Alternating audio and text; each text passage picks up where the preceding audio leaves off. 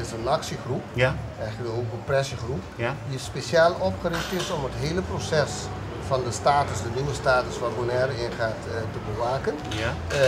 Wij hebben een resolutie gehad waar de leden die erbij betrokken waren toen de tijd hebben gestemd dat zij veel problemen hebben met de manier waarop wij bezig zijn met de nieuwe status waar Bonaire ingaat. En dat we dan eigenlijk deze hele status moeten bewaken. De actiegroep heet Awor Te Ora. Awor Te Ora. Waarom dat nou? Waarom? Omdat het nu het moment, Awor Te Ora betekent nu is de tijd. Nu is het moment dat het volk betrokken moet zijn bij de ontwikkelingen voor de toekomst. Als het volk vandaag niet betrokken is, dan wordt een van de meest fundamentele rechten van het volk, die worden vertrapt, omdat het volk hetgene is die het recht heeft om, het zelfbeschikkingsrecht is van het volk, om zijn eigen toekomst te betalen. Ja, maar dan zullen de kijkers nou thuis alvast denken, en vooral de Bonaireanen die kijken, waarom nu en waarom niet eerder, waarom niet 3 jaar terug? Correct.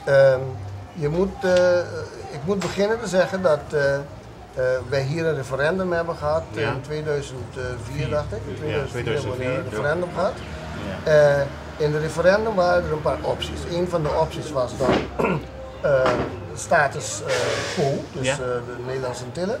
De andere status was een associatie. Een andere status was integratie.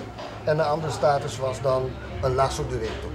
Als je dat even bekijkt, een directe band met Nederland. Als je dat even bekijkt, de 3 statussen die ik genoemd heb, associatie, autonome status en integratie, dat zijn allemaal gedefinieerde statussen. De lasso directo was een status dat niet gedefinieerd was. De politiek heeft gevraagd aan het volk om de lasso directo voor de lasso directo te stemmen.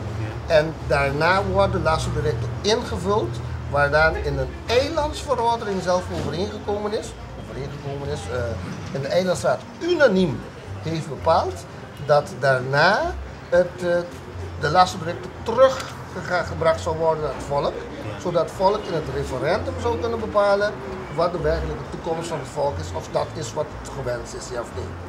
Je krijgt 2 dingen. De politiek heeft daarna een politieke campagne gestart, waarin ze het volk hebben misleid, dat als ze voor lasso directo kiezen, dat ze dan onderstand, dus AOW, op gelijk niveau als Nederland zullen krijgen, uitkering, minimumloon op het gelijk niveau, de euro komt, de euro komt hier, en alle sociale voorzieningen zouden op gelijk niveau met betrokken worden met Nederland. Wat blijkt nu? Nu bij de invulling blijkt nu dat het helemaal niet waar is en dat de mensen eigenlijk misleid zijn geworden.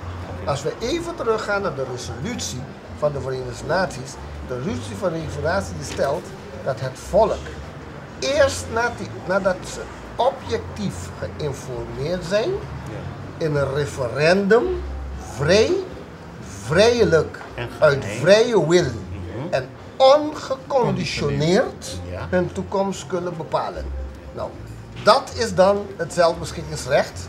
Het zelfbeschikkingsrecht daarnaast, er zijn vonnissen, jurisprudentie in het internationaal gerechtshof van de rechten van de mens, dat gesteld heeft dat het zelfbeschikkingsrecht het uitsluitend recht is van het volk en niet van politici. In dit geval hebben de politici, lasso directo, de lokale politie, de lasso directo, directe band. De politieke leider heeft toen de tijd zelf gesteld dat lasso directo niet in het woordenboek voorkomt of in encyclopedie. Het is leeg, dus het wordt nu ingevuld. Dus dat is duidelijk een aanwijzing dat niet het volk de keuze gedaan heeft, maar de politiek de lasso directo heeft ingevuld. U vraagt waarom nu? Ja, precies. Er zijn een paar tussenfasen geweest vanaf van een slotverklaring tot overgangsakkoord tot nu de rondetafelconferentie. Logisch zou het zijn, en dan in de rondetafelconferentie, daar wordt eigenlijk op koninkrijksniveau vergaderd. En het is eigenlijk de bedoeling dat op koninkrijksniveau alle imperfecties in het hele traject dan uitgehaald zou worden. En we hadden dan de hoop gesteld dat in de laatste RTC de politici dan hun verantwoordelijkheid zouden dragen en dat zouden of corrigeren of zouden staan op een referendum.